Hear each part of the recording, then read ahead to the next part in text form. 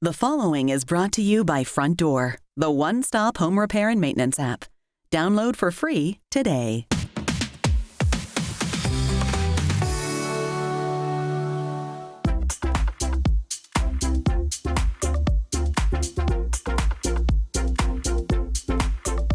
Did you know you can help improve your home's comfort and energy efficiency by using a smart thermostat?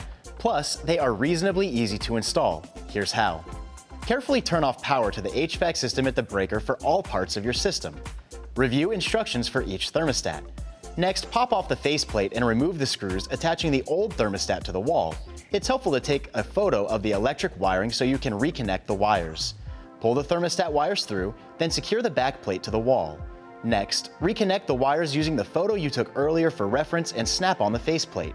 Turn the breakers back on and connect your new smart thermostat to your Wi-Fi network. Need help? Download the Frontdoor app today and get one free video chat with a home repair expert.